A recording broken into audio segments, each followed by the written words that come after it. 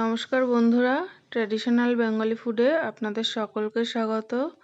আজকে আমি একটি স্বাস্থ্যকর রেসিপি নিয়ে চলে এসেছি।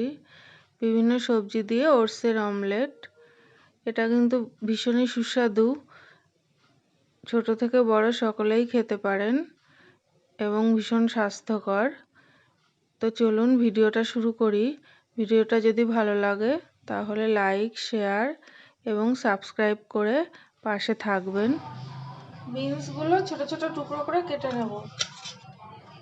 একটু বেশি ছোট ছোট করব, অমলেট বানাবো যেহেতু। বড় বড় থাকলে সেদ্ধ হতে দেরি হবে। ব্রকলিগুলো জলে ভালো করে ধুয়ে নিয়েছি। এবার এটা আমি গ্রেট করে নিচ্ছি। এই শক্ত ডাটাগুলো আমি ফেলে দেবো, এই ফুলগুলোই গ্রেট করে নেব।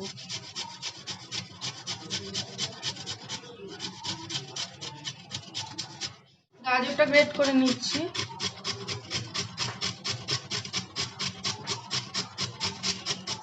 মিক্সিং জার নিয়ে নিয়েছি। এখানে আমি এই বড় চামচের 1 চামচ ওটস দিচ্ছি। এটা আমি গুঁড়ো করে নেব। বাটিতে পেঁয়াজ কুচি আর কাঁচা লঙ্কা কুচি নিয়ে নিয়েছি। এবার আমি ব্রকলিগুলো দিয়ে দিচ্ছি। ব্রকলি, বিনস এগুলো সব একসাথে দিয়ে দেবো।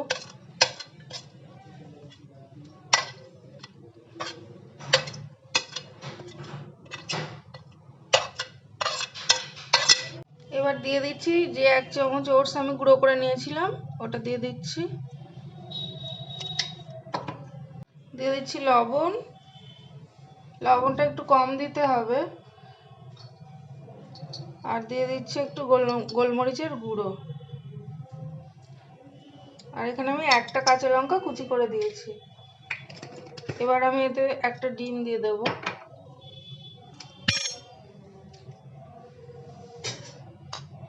আমি একটা ডিম দিচ্ছি, আপনারা 2টো ডিমও ব্যবহার করতে পারেন। এবার আমি এটা খুব ভালো করে এটা মিশিয়ে নেব। এটা খুবই স্বাস্থ্যকর একটা খাবার। রাতে খেয়ে যদি শুয়ে পড়েন সারা রাত খিদে পাবে না। এটা খেয়ে থাকা যায়, সকালেও খাওয়া যায় জলখাবার হিসাবে। এখানে আপনারা আরেকটা ডিমও ব্যবহার করতে পারেন, আমি আর দিলাম না, আমি একটা ডিম দিয়েই করব। এটা একটু পরে আর একটু নরম হয়ে যাবে। 1 চামচ মতো সাদা তেল দিয়ে দিয়েছি। তেলটা গরম হয়ে গেছে। এবার আমি আস্তে আস্তে অমলেটটা বানানোর জন্য এগুলো দিয়ে দিচ্ছি।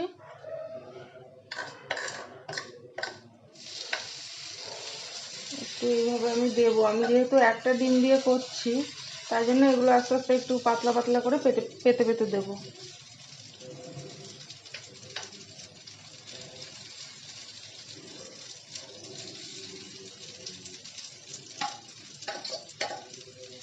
এইভাবে একটু পাতলা পাতলা করে দিতে হবে।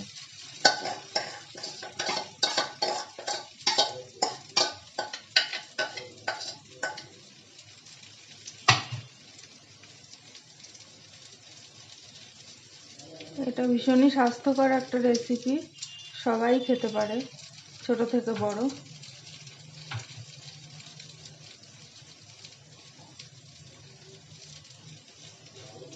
দুটো ডিম দিয়ে করলে আর একটু সুন্দর হবে।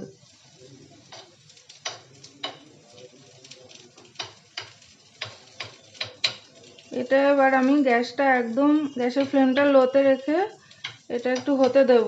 এক পিঠ ভালো করে হয়ে গেলে তারপর আমি এটা উল্টে দেব।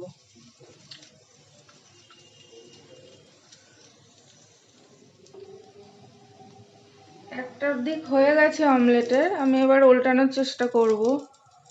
উল্টানোটা একটু চাপের, একটা ডিম দিয়ে করছি তো ভেঙে যেতে পারে, কিন্তু উল্টানো গেল। দেখুন একটা পিঠ কিন্তু সুন্দরভাবে হয়ে গেছে।